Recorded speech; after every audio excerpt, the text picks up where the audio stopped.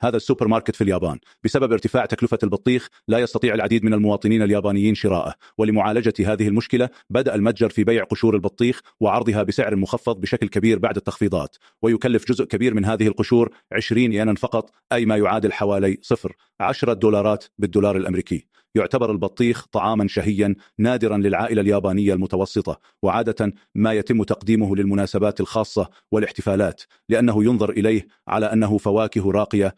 غالبا ما يبلغ سعر كل بطيخة مئات الدولارات، وتعتبر سلعة فاخرة تشترى كهدايا أو لمناسبات خاصة.